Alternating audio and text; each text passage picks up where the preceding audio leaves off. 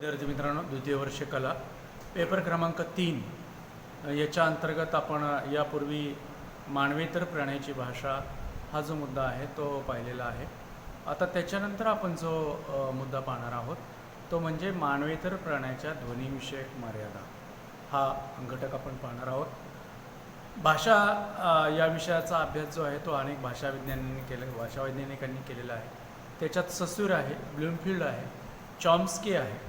तर हे महत्त्वाचे 3 भाषेचे अभ्यासक आहेत। आणि त्याच्यानंतर आपल्याला एक येतो तो म्हणजे हॉकेट हा एक भाषाशास्त्रज्ञ आहे। तर त्याने मधमाशी, मासा, पक्षी यांच्यातील असणारे जे दळणवळण आहे त्या संदेशवहनाचं कार्य जे आहे ते कशा पद्धतीने होतं हे जाणून घेण्यासाठी त्याने ध्वनींचा अभ्यास जो आहे तो केलेला आहे। तर ध्वनी निर्मिती जी आहे ती कशी होते आणि प्राण्यांमध्ये आपल्याला ज्या काही ध्वनी निर्मिती आहे त्याच्या काही मर्यादा आहेत का याचा विचारही त्याने केलेला आहे। त्यामुळे ध्वनी निर्मितीची क्षमता, संदेश वहनाची प्रक्रिया ही मानवेतर प्राण्यांना लाभली असली तरी त्यांच्या ध्वनी निर्मितीला विशिष्ट प्रकारच्या मर्यादा आहेत हे आपल्याला लक्षात येईल। या प्राण्यांना विशिष्ट प्रकारचे ध्वनींचे विशिष्ट अर्थ कळत असले तरी काही ठराविक भावभावनांचे सूचन ते करू शकतात। सगळ्याच भावना ते व्यक्त करू शकत नाही। शिवाय श्याम सुंदर दास यांनी म्हटल्याप्रमाणे पशु पक्षियों के लिए ये ध्वनि संकेत सर्वथा सहज और स्वाभाविक है असंही म्हटलं जातं। म्हणजे त्यांना सहज आणि स्वाभाविक अशा प्रकारची भाषा जी आहे ती पशुपक्ष्यांची आहे, पण त्यालासुद्धा मर्यादा आहे। प्राण्यांना जन्मापासून भाषा अवगत असते, पण माणसाचे तसे नाही। माणसाला प्रयत्नपूर्वक भाषा शिकावी लागते। त्यासाठी मानवी मेंदूत असणाऱ्या भाषा ग्रहण क्षमतेचा त्याला उपयोग होत असतो। मानवी मूल ऐकलेल्या भाषेचे अनुकरण करीत भाषा शिकत असते आणि त्यामुळे एखादे मूल उशिरा, एखादे लवकरसुद्धा भाषा शिकते। मंद बुद्धीच्या मुलात ही भाषा ग्रहण क्षमताच कमी पडत असल्यामुळे त्यांना नीट बोलणे शक्य होत नाही। भाषा ग्रहणाची ही क्षमता मानवेतर प्राण्यांच्या मेंदूत नसते, अन्यथा माणसांच्या सहवासात राहणाऱ्या पाळीव प्राण्यांनाही बोलता आलं असतं। म्हणजे माणसाची भाषा प्राणी शिकू शकत नाहीत, समजू शकत नाहीत, ते कितीही सहवासात राहिले तरी। अशीही त्यांना प्राण्यांना मर्यादा आहे। माणसाला एखादी भाषा अवगत होण्यासाठी विशिष्ट वय त्या भाषिकाचा संपर्क हा आवश्यक असतो। मानवेतर प्राण्यांना संपर्काशिवाय देखील आवश्यक ते ध्वनी निर्माण करणे शक्य असते। मानव कितीतरी प्रकारचे ध्वनी निर्माण करू शकतो। नव्या किंवा वेगळ्या ध्वनींचे उच्चारणही त्याला शक्य असते।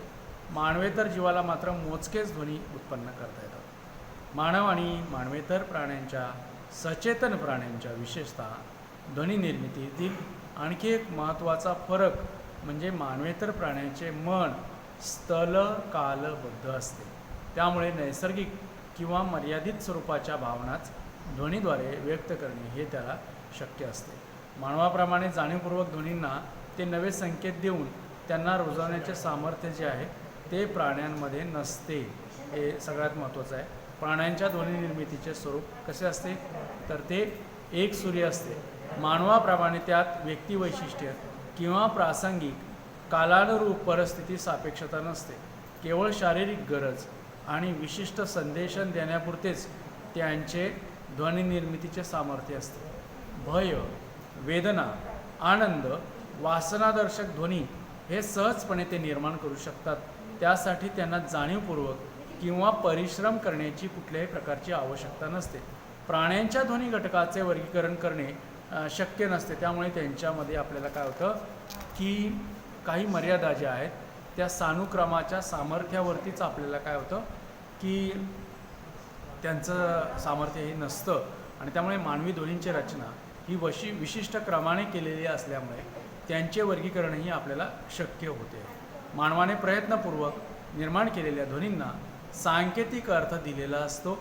प्राणी छोटे ध्वनी जो असतात तो वापरत असतो, तर मानव ह्या ध्वनींची एक विशिष्ट प्रकारची रचना करून त्यांचा समुच्चय करून वापरत असतो। मानवी भाषेत या ध्वनी समुदायाला म्हणजे शब्दांना फार महत्त्व असते।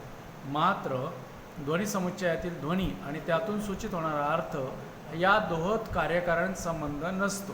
उदाहरणार्थ सागर या शब्दात घेतलं तर स अधिक आ अधिक ग अधिक अ अधिक र अधिक अ असे 6 ध्वनी घटक आहेत। या ध्वनींना सुटा अर्थ नाही, केवळ स किंवा ग कोणताही बोध देत नाही, मात्र 6 ध्वनींच्या समूहातून सागर हा अर्थपूर्ण शब्द तयार झालेला असून तो शब्द उच्चारताच आपल्या डोळ्यासमोर विशाल समुद्र जो आहे तो उभा राहतो। मात्र अशा विशाल समुद्र जलराशीला सागर का म्हटले गेले याचे कोणतेही कारण सांगणे आपल्याला शक्य नाही। या कारणामुळे विशिष्ट शब्दांसाठी प्रत्येक भाषेत वेगवेगळे घटक स्वीकारले जातात। शिवाय एकाच शब्दांचे सूचन करणारे अनेक शब्दसुद्धा त्यामध्ये देखील असतात। प्रत्येक भाषेमध्ये अशा प्रकारची सूचना करण्याची क्षमता जी आहे ती क्षमता असते। संस्कृत भाषा या दृष्टीने अतिशय संपन्न अशा स्वरूपाची भाषा आहे। संस्कृतमध्ये एकाच शब्दासाठी अनेक प्रकारचे शब्द दिसतात। उदाहरणार्थ कमळ या शब्दासाठी पंकज, नीरज, अंबुज हे जे शब्द आहेत ते आपल्याला त्या अनुषंगाने असलेले शब्द दिसून येत आहेत। थोडक्यात काय, मानवेतर प्राण्यांना ध्वनींना सांकेतिक अर्थ देण्याचे सामर्थ्य नसते, त्यामुळे विशिष्ट ध्वनी आणि सीमित भावना व्यक्त करणे ही त्यांची मर्यादा असते। ध्वनी निर्मितीसाठी प्राण्यांना प्रयत्न करावे लागत नाहीत। स्वाभाविक किंवा नैसर्गिक रूपाने ध्वनी निर्मितीची क्षमता ही त्यांना प्राप्त होत असते। प्राण्यांच्या भाषेत शब्द नसतात, केवळ ध्वनी असतात, त्यामुळे मानवेतर प्राण्यांची संदेशन प्रक्रिया ही मानव प्राण्याची भाषा प्रक्रिया यातील मूलभूत असलेल्या भेदांमुळे त्यांच्यामध्ये तुलना ही संभवत नाही। त्यामुळे प्राण्यांची भाषा वेगळी, माणसांची भाषा वेगळी असते। उपरोक्त कारणामुळे आपल्याला काय लक्षात येईल की मानवेतर सजीव भाषा निर्माण करू शकत नाहीत। तसेच अचेतन वस्तूपासून उत्पन्न ध्वनी देखील भाषेचे आधार देण्यास असमर्थ ठरतात, कारण आपल्या मुखाशिवाय इतर अवयवांच्या साहाय्याने देखील ध्वनींची निर्मिती होत असते। उदाहरणार्थ टाळे वाजवणे, पाय आपटणे, टिचक्या वाजवणे, दातावर दात घासणे, मिटक्या मारणे असे कितीतरी ध्वनी आपल्याला निर्माण करता येत असतात। आणि या यांत्रिक युगात तर यंत्राचे आवाज कितीतरी आपण ऐकत असतो। विजेचा आवाज असेल, मेघांचा आवाज असेल, पाणी असेल, पंख असेल, पंखांचा आवाज, वाऱ्याचा आवाज, निसर्गातील अनेक घटक असतात की जे ध्वनी निर्माण करत असतात। पण या असंख्य ध्वनींना भाषा म्हणता येत नाही। डॉक्टर मंगळूरकर यांनी भाषेची व्याख्या करताना किंवा भाषेविषयी बोलताना असं म्हटलेलं आहे की ध्वनी म्हणजे भाषेचे उत्पादनकारक होय। तर ध्वनी हा महत्त्वाचा असतो, त्याच्यापासून भाषा निर्माण होत असते। घट असा मृत्तिकारूप, पट जसा तंतुरूप असतो, इंद्रधनुष्य जसे जलप्रकाशरूप असते, त्याप्रमाणे भाषा हे सुद्धा ध्वनिरूप असते असं आपल्याला याच्यामध्ये म्हणता येते की भाषामध्ये जर ध्वनी नसेल तर भाषा होऊच शकत नाही। इतकी अपरिहार्यता आहे। प्राण्यांकडं किती प्रकारचे ध्वनी प्राणी काढू शकतात आणि मनुष्य किती ध्वनी काढू शकतो। प्राणी व्यवर्ट माकडे जी आहेत ती 9 प्रकारचा ध्वनी काढू शकतात जास्तीत जास्त, व्यवर्ट माकडे। पण माणूस 57 प्रकारचे ध्वनी जे आहेत ते मनुष्य काढत असतो। त्यामुळे माणसाचं वेगळेपण वेगळं आहे। माणसाला जे वांगेंद्रिय आहे त्या वांगेंद्रियाचं वेगळं आपल्या स्वतःचं असं एक वेगळं काम आहे। मग या वांगेंद्रियामध्ये ध्वनी निर्मिती करत असताना अनेक घटक जे आहेत ते सहभागी होत असतात आणि त्याच्यानुसार आपल्याली जी स्वरलिपी आहे, ती व्यंजनलिपी आहे, ती तयार होत असते। म्हणजे अल्पप्राण, महाप्राण ध्वनी आपण ज्याला म्हणतो, किंवा जी व्यंजनं आहेत ती दंत तालव्य, तालव्य, ओष्ठ, कंठस्य असे प्रकार आपण त्याच्यामध्ये करत असतो। त्यामुळे वांगेंद्रियामध्ये आपण जी ध्वनी निर्मिती करतो ती कशी करतो, तर श्वास घेतो आणि श्वास सोडतो। याच्यामध्ये आपल्याला काय की स्वरतंत्रींच्या माध्यमातून काही प्रमाणामध्ये कंपनं होत असतात आणि त्या कंपनांच्या मध्ये आपल्याला काय होतं, आपण ध्वनी निर्मिती करत असतो। तर ध्वनी निर्मिती करणं हे स्फोट सिद्धांताचा विषय आहे। आपण स्फोट सिद्धांत याच्यापूर्वी थोड्या प्रमाणामध्ये पाहिलेला होता। मात्र ध्वनी मानवी मुखातून प्रयत्नपूर्वक निर्माण केलेले असणे आवश्यक आहे, कारण अशाच ध्वनींच्या सुसंघटित क्रमवार येण्यातून वैशिष्ट्यपूर्ण होणारा जो शब्दाविष्कार आहे तो भाषेसाठी आवश्यक असतो।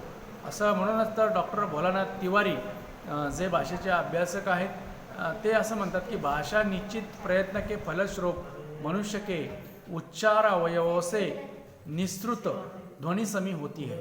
म्हणजे या ठिकाणी काय की भाषा ही एक निश्चित स्वरूपाची असते, ती प्रयत्नपूर्वक तयार केलेली असते.